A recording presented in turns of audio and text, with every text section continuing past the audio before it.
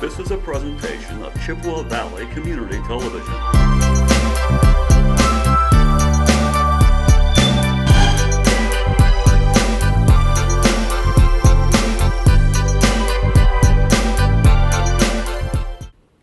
Hi, Michelle Bayless here with Community Television and Valley Talk. We're here at the Chippewa Valley Sustainable Future Festival for 2013. We're going to be talking to speakers and to organizers and to vendors and participants all about sustainable living, our sustainable future in this Chippewa Valley. There's lots of issues. It's a complex, myriad, sundry of issues, and people are here talking about them, trying to coordinate, trying to fess out, how is it we're going to move on into the next century. So there's a lot of fun to be had, too. Apparently there's some kids' activities and some music going on. So we'll talk to them. Come on along with us.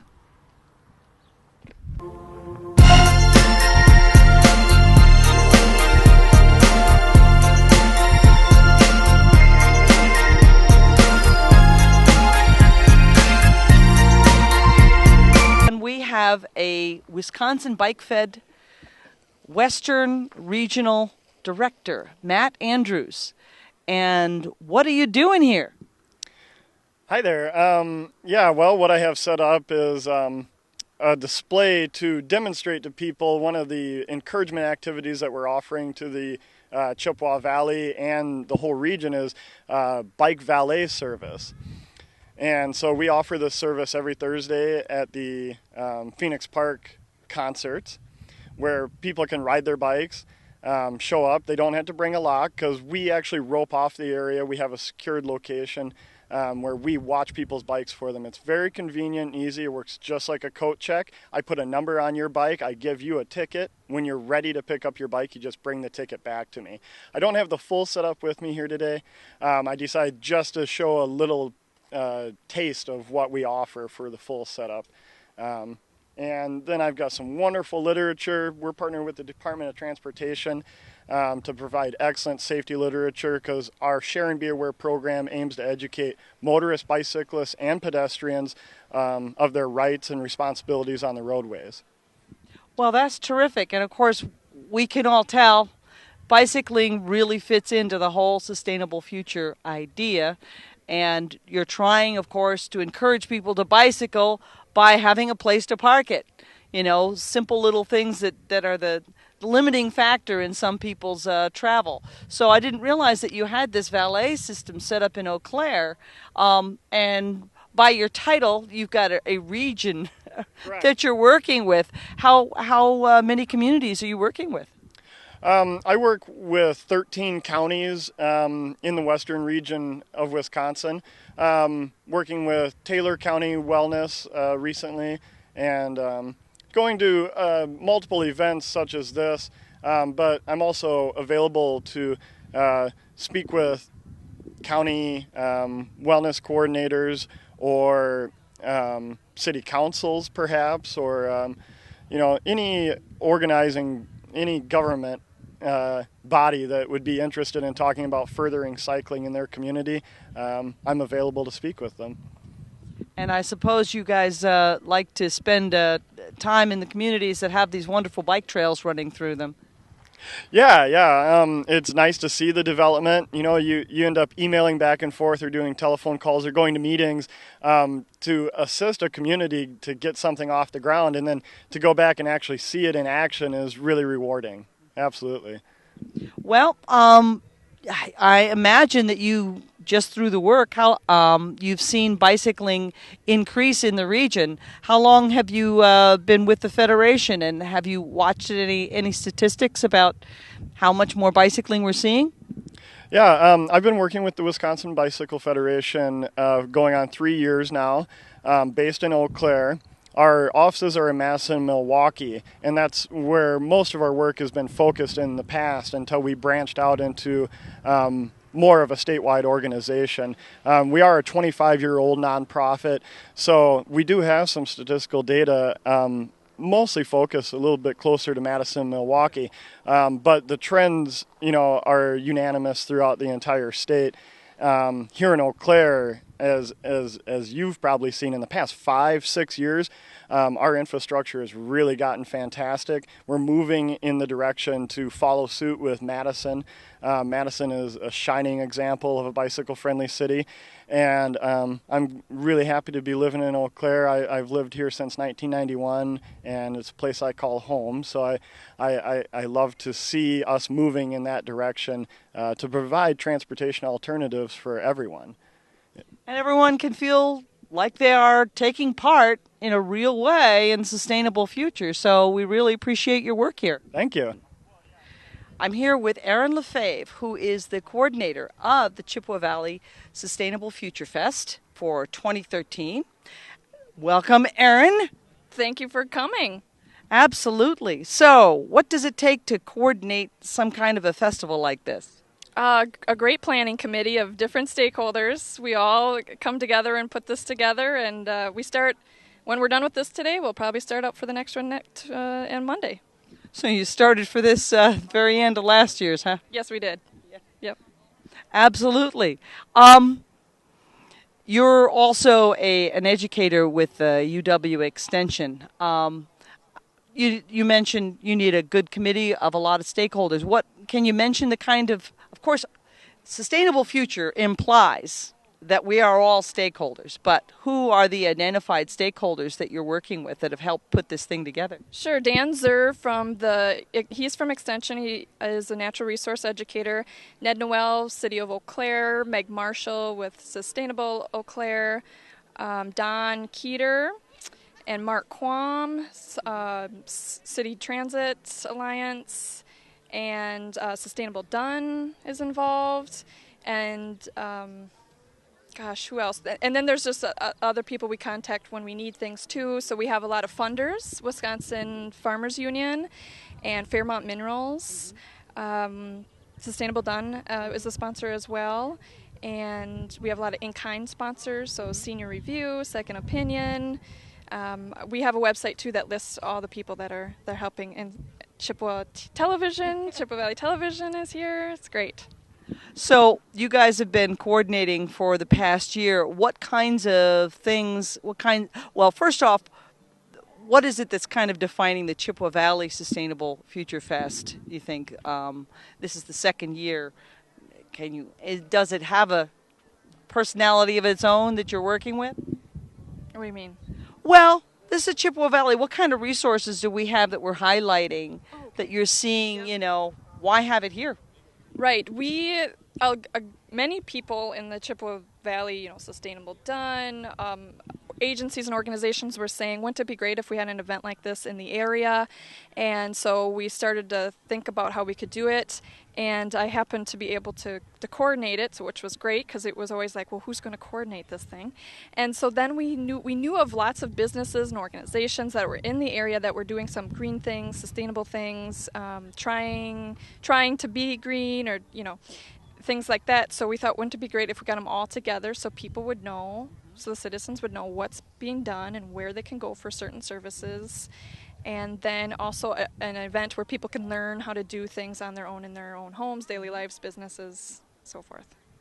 So that's kind of the thinking behind creating this event. And you've got you had a decent showing of people last year. You had pretty good weather. Looks like you're being blessed well with the weather this year. How many people do you think you're going to have this year? Last year we had 500, and this year we expect about the same. So, that's what we expect. And you've got a number of classes going on. Can you tell us about those? Yeah, we have 2 concurrent sessions going on at once. So we have a total of 8 sessions this year, and along with a rain barrel workshop that's taking place right now. And so this year we have a wide variety of things. We have the beekeeping, the fermentation, do-it-yourself solar installation, other energy efficient things being taught. And did some of these classes or workshops, did some of the ideas for these come from people saying they want more information, or did the vendors just come and offer these? Well, we put a call out for presenters a while back, and we got applications, and then we looked through and made sure we had a wide variety of selections for people to come see. And yeah, we're always looking for topics that people are interested in learning how to do things and learn about them. Last year we had more speakers. We had 3 concurrent sessions going on, and it was a little overwhelming, so we brought it down to 2. And so next year we'll do a call for presenters again, and looking for, you know, local talent, and some businesses did give presentations as well. Well, it sounds like there's an awful lot for you to coordinate, and it's early. We're early in the festival right now, but it still looks like you've got quite a few people coming. The plant sale is going on. The kids' tent, we have free activities and things that they can take home, and we have food and music. We want it to be an event for everybody, for family and anybody who wants to come enjoy various aspects.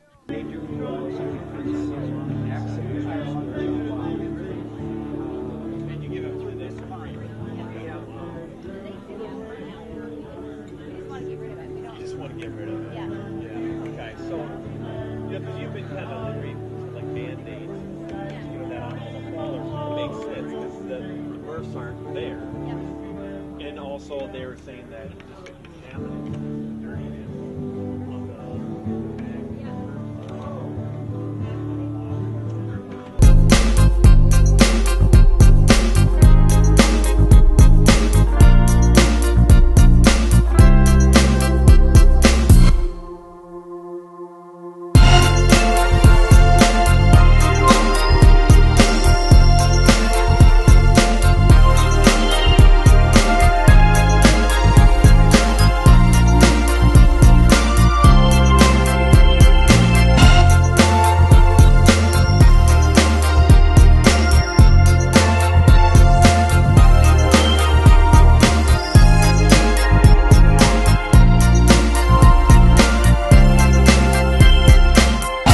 I'm here with Dave Freilich, who is the supervisor of Eau Claire Transit, and you've got a bus here at the Chippewa Valley Sustainable Future Festival. Obviously, these buses are part of the network of our sustainable future. Can you tell us a little bit about this? Yes, this is one of our city buses. It's it's about 35 feet long, and we purchased these back in March of this year, and we're really happy with these buses. They've been working very well for us. Our drivers love to drive them, and it's very easy to drive. It is one of the buses for the future of Eau Claire, for sure. Well, that's cool. I'm glad to hear that they're easy to drive. That makes the drivers happy, too. Yes, it does. And you've got them here at the festival because you're giving people bus tours, aren't you? Yes, we are. Today we are giving tours. We do this for the schools also, for the kids to learn how to ride the bus and that. So, yes, we do this quite often. Dave, can you give us a bus tour? I sure can. Okay. Where do we start? Well, if you look at the bus, the outside of the bus, you'll see that it's got our 3 hybrids are all been, I call them shrink wrapped, but actually the design on those were done by the University of Eau Claire and art class, and they actually designed it, and with the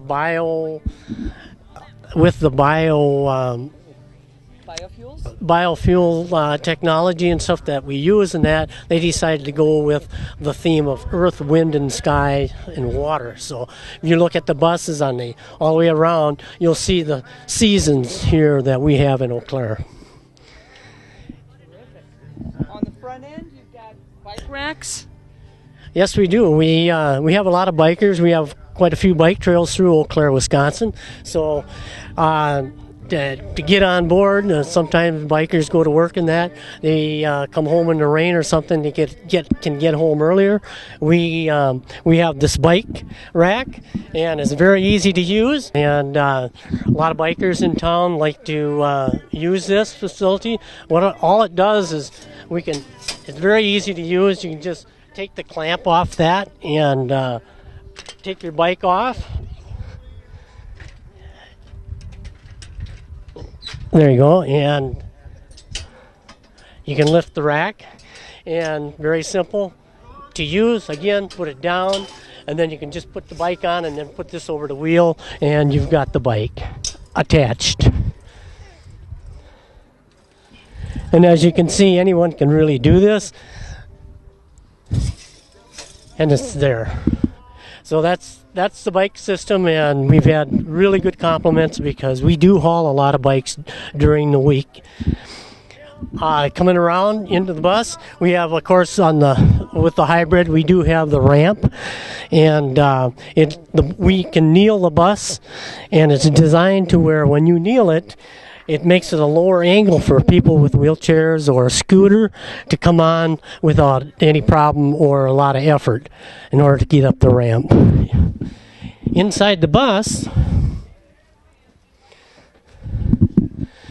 as you look at the bus in here, you'll see that we have a scooter that was mounted, or is mounted, that we can take.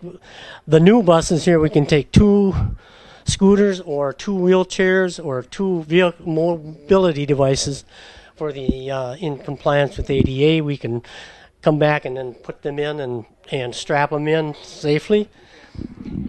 And also, we also work with the children's elementary school. And if you look, we have several buses that have the artwork for the kids, and we do that as a community project also. As far as the bus is concerned, this is our new hybrid, of course, and it's a diesel electric, we call it. In other words, the engine actually turns the armature, and that provides and generates electricity.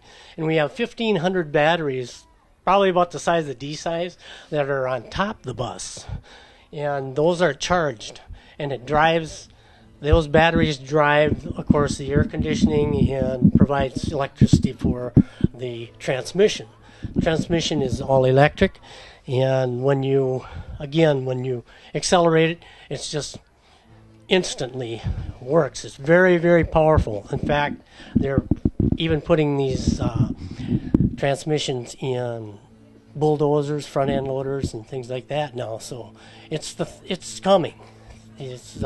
Electric is coming pretty hot and heavy as far as that goes. Our buses, they're designed to save at least 10 to 15% in fuel, just by the way it's set up. It does save in energy as far as diesel fuel is concerned.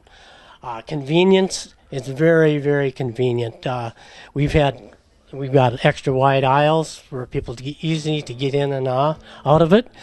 And like I said, it's easy for the driver to drive these buses, just because they're quiet.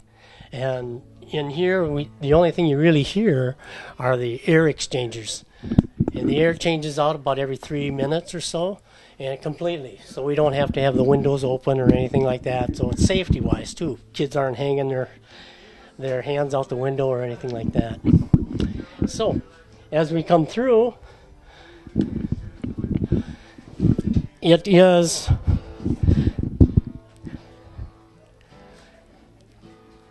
you look here and on up here at the rear end is where the engine is, and you're actually sitting above the engine, and you can hardly hear it go.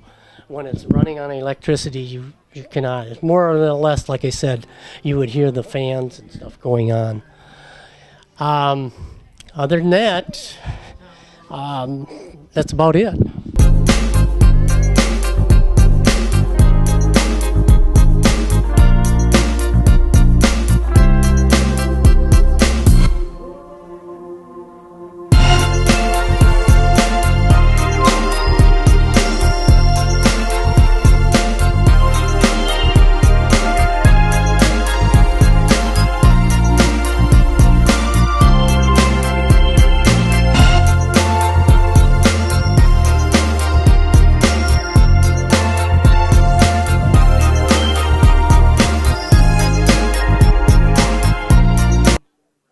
I'm here with Pat Henke, who is a volunteer at Beaver Creek Reserve. And how do you think Beaver Creek Reserve sits into the sustainability future idea? Well, Beaver Creek Reserve has been around for a lot of years, and their purpose and motto is connecting people with nature. So that's been a goal of Beaver Creek Reserve for many, many years, is to protect the environment and to help people learn more about nature and in the environment in our area. And it's a beautiful place. It's been there for so many years. You've got quite a few volunteer opportunities as well as doing what you do. We do. We have a lot of people volunteer with the Citizen Science Center. Some volunteer as gardeners. Some volunteer as teaching children, or in the butterfly house. We couldn't keep going without the volunteers. Absolutely. Well, you mentioned the Citizen Science Center. How long has that been there? Oh, that's a good question. It's probably, what would you say, maybe 4 or 5, maybe more years. And it was built with a lot of volunteers working on that and contractors who volunteered their labor. But the Citizen Science Center is a way that people in the area can become involved in science. I mean, anything from bird banding to stream monitoring to getting rid of invasive species to monitoring what's happening with our bee populations, just all sorts of things that have anything to do with environmental science.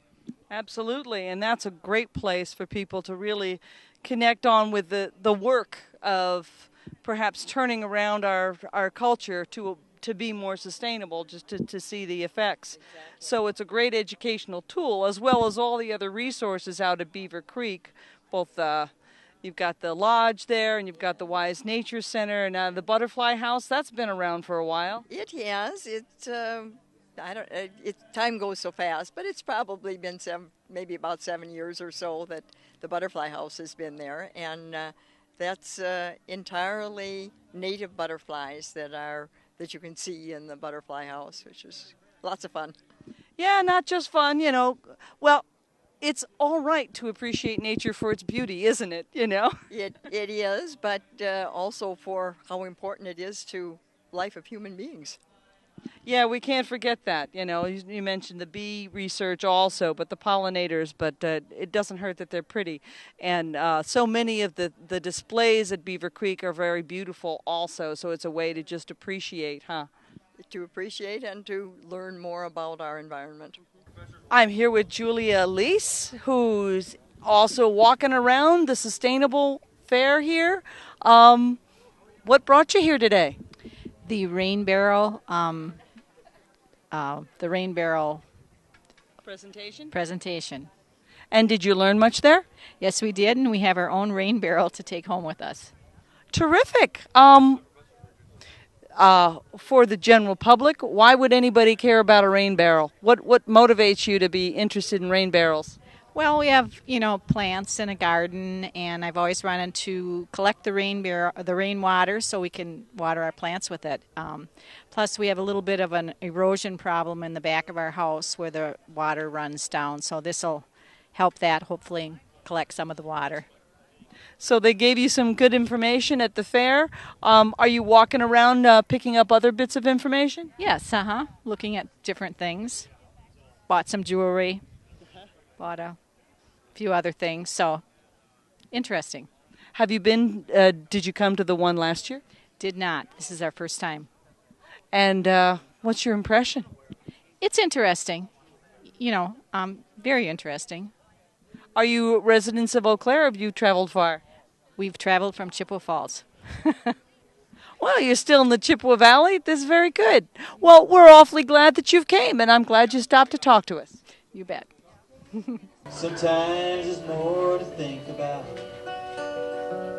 but I know in the morning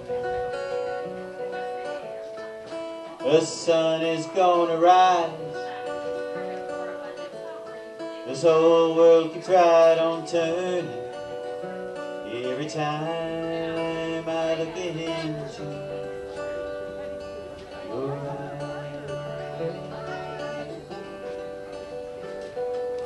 All right. Your eyes.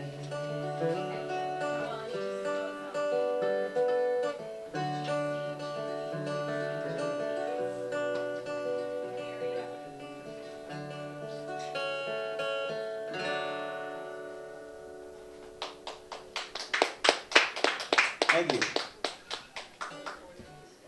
So now I get to be talking to Meg Marshall, who is also on the coordinating committee for the Chippewa Valley Sustainable Future Festival of 2013.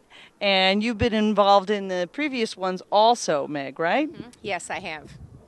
Well, Meg, apparently you are well versed in a lot of the green movement in the Chippewa Valley region.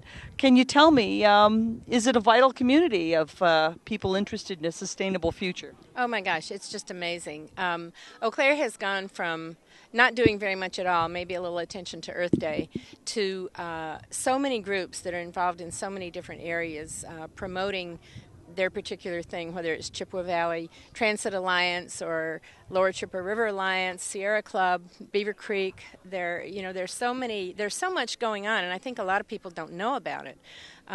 The city of Eau Claire has been amazing as well. I think it was in probably about 3 or 4 years ago, they looked at their comprehensive plan and said, we're missing a lot of sustainability points here. So they held public meetings and they did an amendment to the comprehensive plan where they put in sustainability initiatives where they were lacking. And they declared Eau Claire is what do you call it? Well, it's a sustainable community. So they've come a very long way. They did a green group inside their own governmental offices and so forth. So there's been a lot going on there. I think it's more important than ever that people understand their relationship to the natural world and that we start looking at how we live. You know, we have so much in this country. Most of the world doesn't have enough food to eat, enough water to drink, and we're so wasteful with those things. We throw away enough food every day to feed 80 million people. By the time we're 75, each one of us has produced 57 tons of garbage. That's not a very good legacy for us. We don't need all the stuff we have. So it's important for us to take a look at how we can kind of pull back a little bit and be a little friendlier to the planet, because with climate change, things are going to change. You know, things are changing already. We look at the weather patterns, but there's also going to be a lot of stress on food supply and water supply, and we have to learn to live within those parameters, because some of those things we're not going to be able to change. You know, we have droughts and floods and all kinds of things that are affecting crop production. So it's time for us to take a good hard look at how we live. We have 5% of the world's population. We use almost 30% of the world's resources. So what's up with that? Absolutely. And for some of us, I don't know if you consider yourself a tree hugger. I'm a dirt-loving tree hugger. But this is not just a movement about the tree huggers. It's also got major economic impact. As you mentioned, we're having stresses to our food supply. If we are seeing climate change, no matter where climate change is coming from, it is happening as we're seeing. So this is really a wise thing for the communities, and we're seeing local governments to actually consider. Absolutely. Yeah, it's kind of encouraging. You see children now starting to confront their parents about things that they're doing or not doing in terms of recycling and so forth. And I heard a TED Talk. I don't know if you're familiar with TED Talks, but there was a TED Talk done by an 11-year-old about asking adults to shape up and leave a better world for them, because we've made a mess, and that's not fair. And I said, way to go, right on, kid. You've got it figured out. So maybe our children will save the planet for us. I don't know. But we got some tough times ahead. But we can make changes. It's just that people have to start thinking about what they're doing. They have to come out to things like this and learn about how to become more sustainable. You know, how to do things like our grandparents used to do in some cases. More and more people have gardens now. They're growing their own vegetables. People are eating more carefully. But there's so much each one of us can do in our own homes and our own lives, and that's what we need to be paying attention to. We can't wait for government because, as you know, we have a government that doesn't function very well right now. So we need to function better than the government does, and we can do it. Well, and as you pointed out, local government, of course, is going to be the most responsive to local citizens' concerns. So we are actually happy to see local governments paying attention. We've got both the county of Eau Claire, the city of Eau Claire, and Dunn County at least involved in this. Right. It's becoming more and more prevalent everywhere.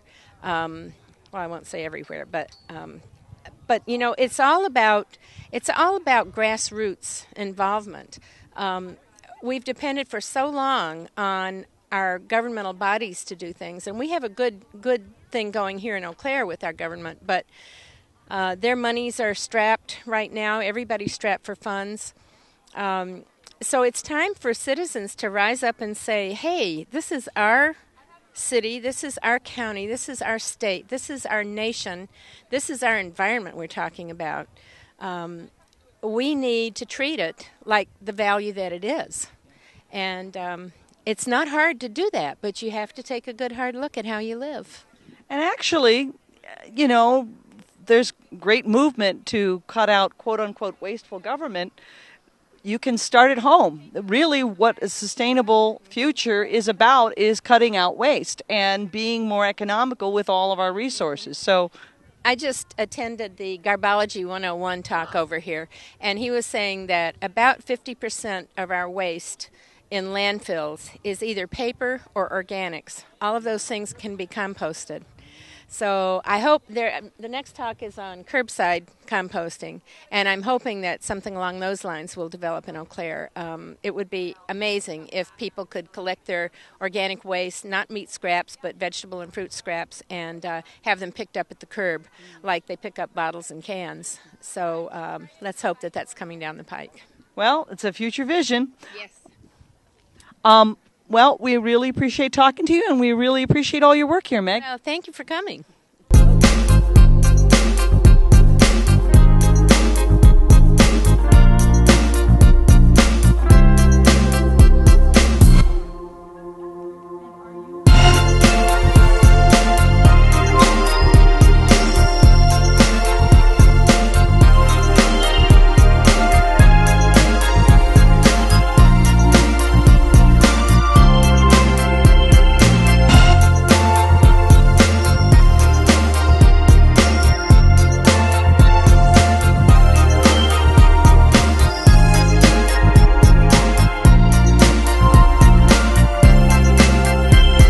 Talking to Stephanie Schneider of Together Farms.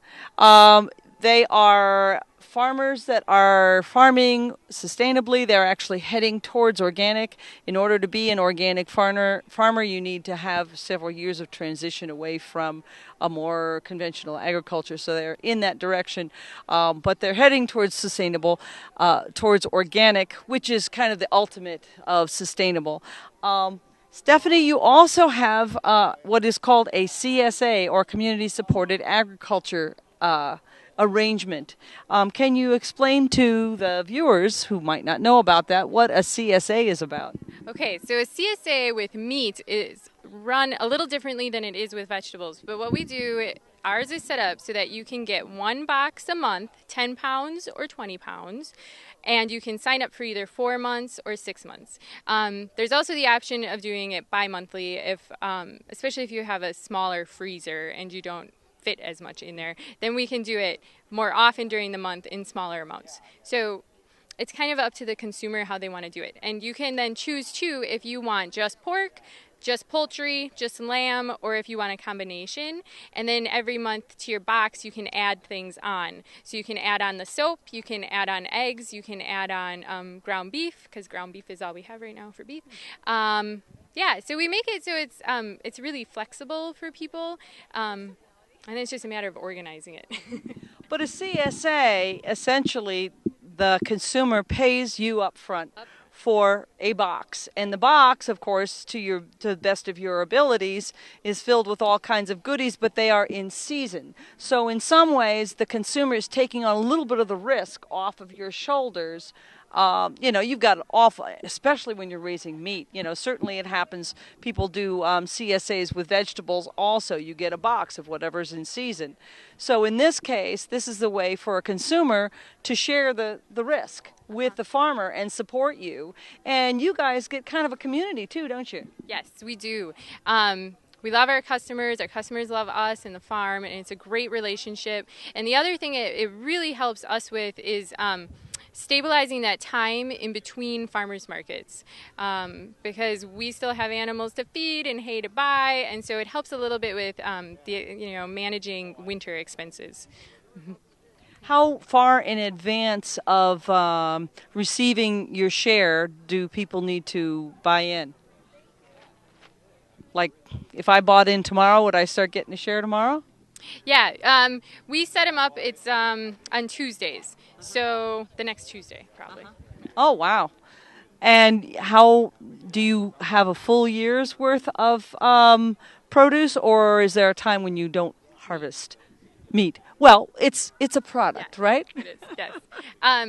So wait, what was your question? I'm just, do you provide baskets, boxes all year round, or is there a time when one does not harvest meat? Nope, we have meat year-round, and we just put up our big walk-in freezer on the farm, so that's really helping us with our supply, moderating the supply that we can have available. And yeah, there might be times when we run a little low, but we'll run low at farmers markets and not in our boxes. And you also have some lovely soaps, and you have eggs. Do you have people come out to the farm sometimes? Yes, we do. I love for people to come out to the farm and see everything that we're doing, because not only are we doing the intensive grazing thing, but we're also getting into the permaculture stuff, which is amazing and fascinating, and sustainability with a capital S. But if you do come out to the farm, we do give a 5% discount for coming and picking up there. And then you get a much better connection because you can see everything that we're doing and what's going on. So in your farming practices, you're moving towards organic. And I know that there are certain rules about what is and what is not organic. Organic feed, pastured animals. Was this this choice, what led to you to this choice of farming? Well, I have my degrees are environmental natural resource degrees, but then I got pregnant, and then I had to find a way to feed my babies and to have my babies, and that's kind of when real world met theory, and then you watch movies like Food Inc. and you decide, well, I think we need to do this. And so we did not grow up on farms, actually, which is good and bad. But we love it, and we're in the process of hopefully getting to a point where my husband can be there full time next year, and hopefully I can join him there relatively shortly. We do have interns and woofers, worldwide opportunities on organic farms, people that come out and help us, and we have housing on farm now for them, and so that's another really great community aspect, and we try to set them up so that they kind of have an enterprise of their own, so they're not just there working for us and crossing off a to-do list, but that they're actually learning and can leave with real-world skills that then they can take to their own farming. Woofers, huh? Woofers, yes. Worldwide opportunities on organic farms. Very cool. So, how many animals you got? Oh, well, we just had a calf born this morning. So our cattle numbers, we must be at like 15-ish. My husband is the number guy. Pigs you can very quickly and easily get way out of control with, and with high feed prices, we had to do some drastic reductions last year, but we are now with our two favorite sows and our favorite boar, and they are happily having piglets. And then our sheep, we have 25, including the lambs, and then our our holistic vet friend loves our place so much and is always there. And now he brought his flock of sheep there too. So now he brought like 50. So we're up to probably 75. Yeah, and then the poultry, which that's all kind of fluctuates. But yeah. Depending on foxes? Yeah, depending on foxes, depending on our dogs, everything. And the bad spring. But so, yeah, so we have quite a few. And then they all get moved every day. So they're intensively grazing, rotationally grazing. And they do a leader follower system so that, the ones come behind the others. And you really get a huge benefit to multi-species grazing is you really get more yield per acre because the sheep are harvesting plants that the cattle don't necessarily want and they eat in a different way so that it's just so much better. So So that's part of your your model here is not only being organic and giving them pasture, but you're giving this intense pasture system where you move them every day to fresh grass. They always have the fresh stuff. Of course, in the winter, of course, you've got hay and what we can do in the winter. But this is an intensive system. Takes a lot of manpower, but you get a lot of results, huh? Yes, you do.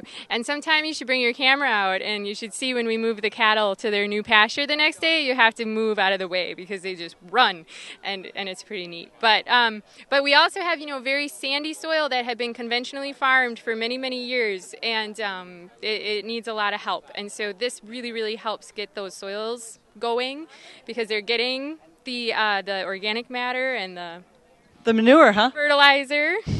Yep. And so we have amazing dung beetle populations, which is really great. In only a year or two we were starting to see them, so it's awesome. Oh, really? I've heard that a lot of conventional farms you can't find any dung beetles. You can't find very many insect population at all. Right. Well, they get chemical wormers, and so then they can't survive in there because it comes back out. But you got dung beetles. We got them. You can come see them anytime, free of charge. Wow, you only get this at a sustainability fair, huh, folks?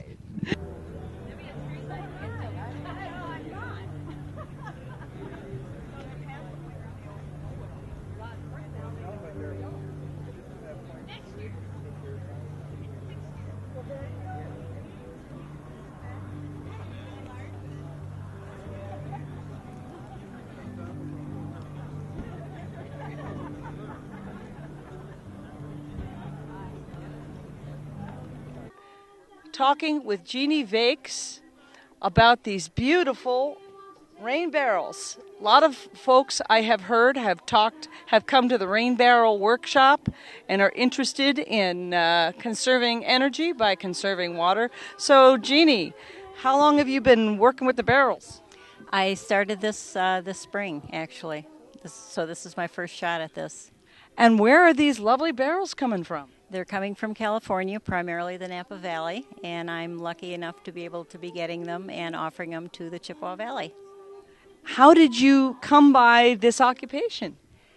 Kind of by accident. I was looking for a rain barrel for myself, and I was not going to settle for anything that I did not want to display outside my home. So I thought if I can't have something that I really liked and that was appealing to me, I didn't want anything. I got my first barrel, and after I got it, fell in love with it, and I thought, why can't everyone have what they really want, what they really like? And I checked around, nobody else was doing it, so I thought, okay, I'll jump into it. So here I am. Wow, love affair, huh? You've got a couple of other items here in your booth, I see, too. I do. I have a little shop up at Banbury Place where I share with some other fellows and do some crafting up there. So, and on off season, when I'm not barking my barrels, then I'm making things out of the wine barrels and hoping that people will enjoy the wood from the barrels, which is absolutely beautiful wood. So are these barrels no longer necessary? I mean, were they barrels that were wine barrels, or are they seconds? Or these are barrels that were retired from winemaking. In the wine industry, typically they use a barrel for one batch of wine, and then they retire the barrels. And I mean, these are beautiful barrels. They're too pretty to be put onto a big bonfire, which is what they used to do with them. Yeah. Oh my goodness!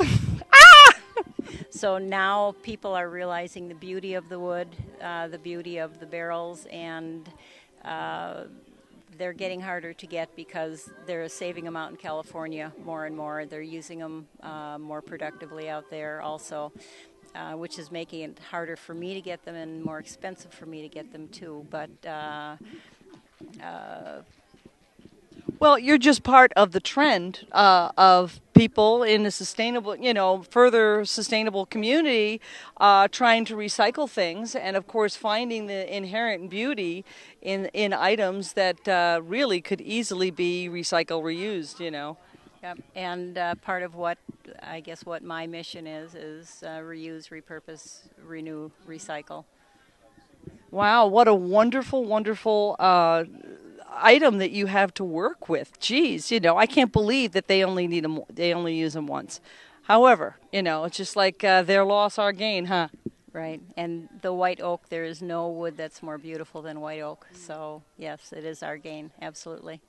Well, thanks an awful lot for talking with us. And it's like I said, it's a really, you see the plastic ones too, but this is really a gorgeous thing, and I really appreciate you here. Thank you. I appreciate the opportunity. We're talking to Kenton Whitman, who is a speaker here at the Chippewa Valley Sustainable Future Festival.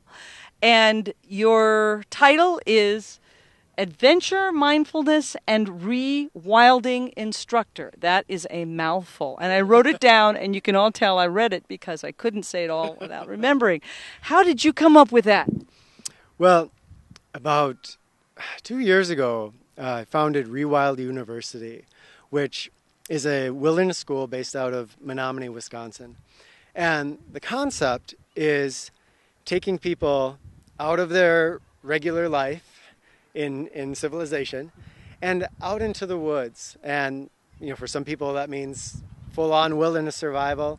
For some people it means going out and just trying to start a fire without matches, or going for their first overnight camping trip. And so adventure, because we utilize a lot of adventure-based activities at Rewild University, getting people out, doing things that they wouldn't think that they could do, or that seem exciting, but not sure if that's for me. And then they try it and have a lot of fun. Mindfulness, because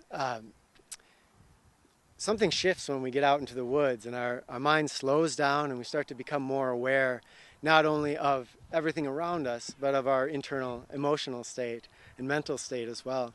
And rewilding is a term that originally was used for rewilding large areas of wilderness, bringing in apex predators and reestablishing the natural ecosystem.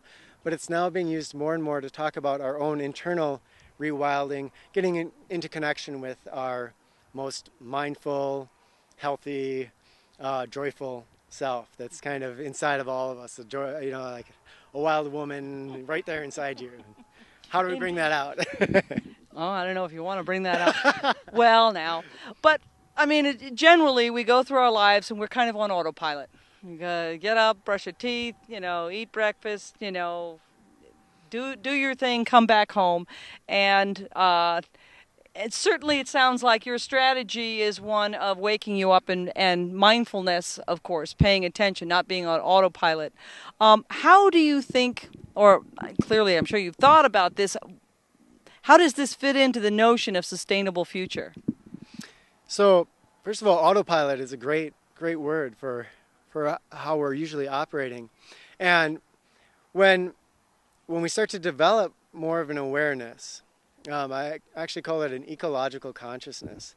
So when we're trying to be sustainable because we feel guilty, or we are doing it because we're fearful obeying the law, or the rules, then our actions, we may recycle something because we have to, but our heart isn't in it in the same way.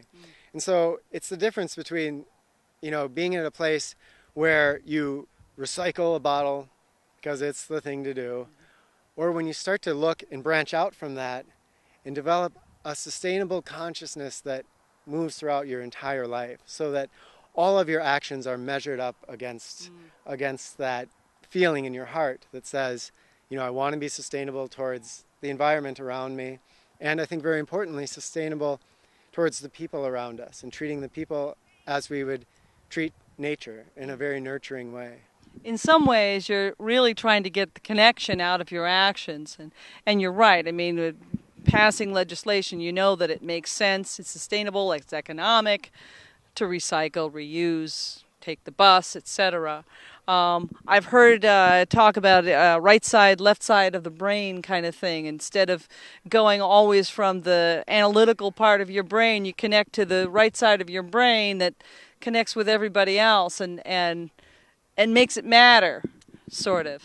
Yeah, that's, it does feel like sometimes like there's different parts of us inside, and moving from that heart-centered place, I think just can make all the difference. And people sense things.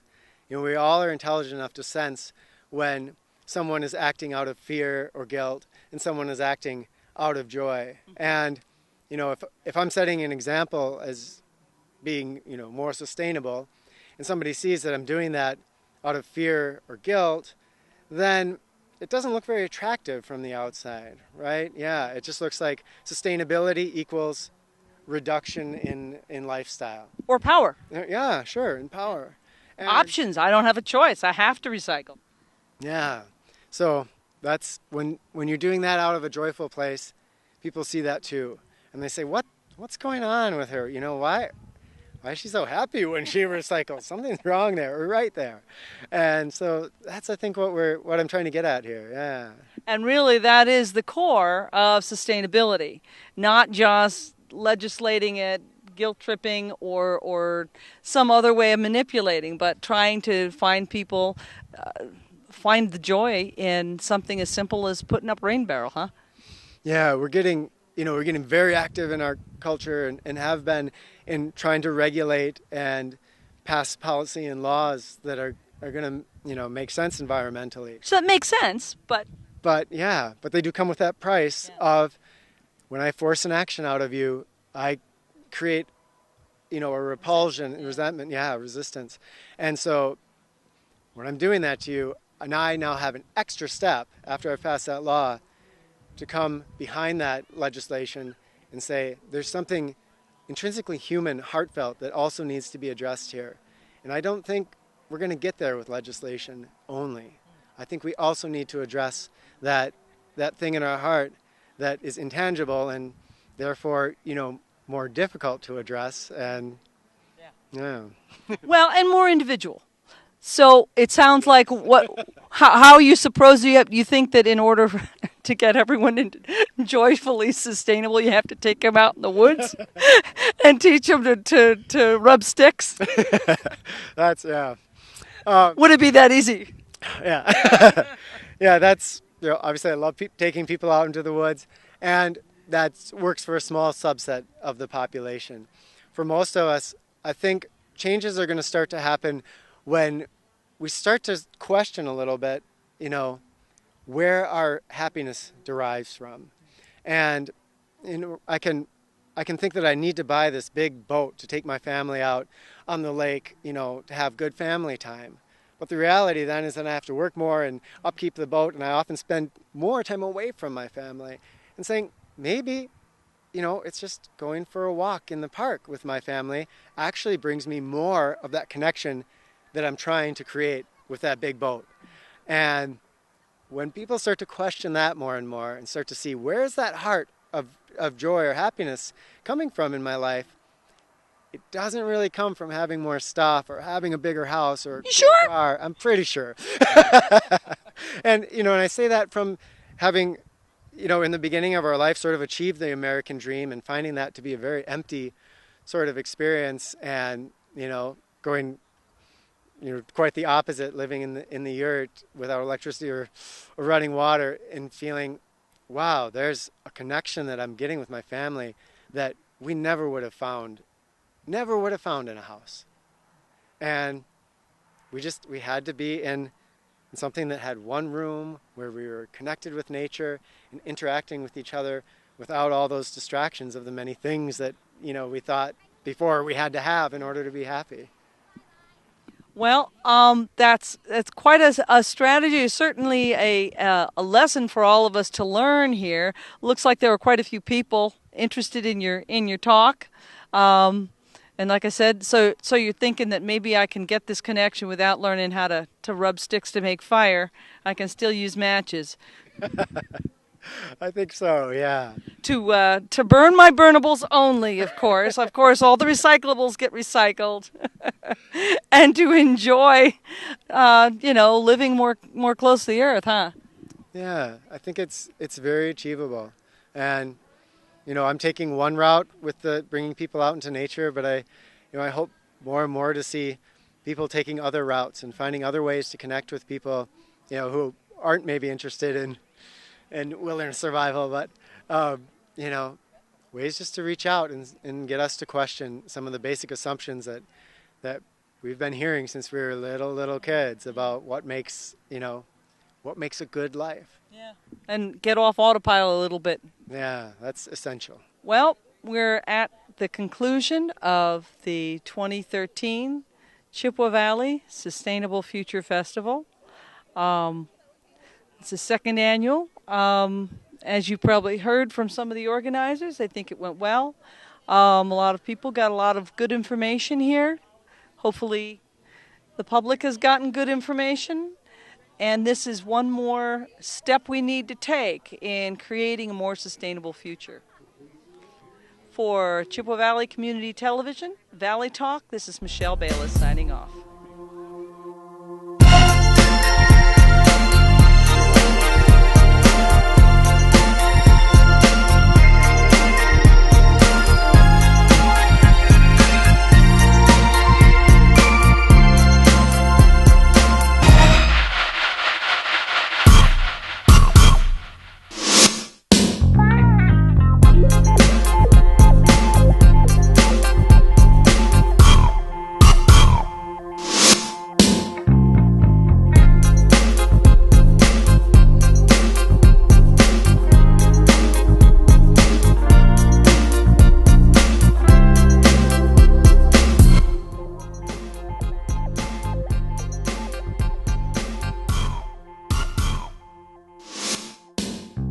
This program was recorded and presented by Chippewa Valley Community Television. Chippewa Valley Community Television is made possible by continuing community support. If you would like to volunteer or make a donation, you can contact us by calling 715-839-5067 or on the web at www.cbctv.org.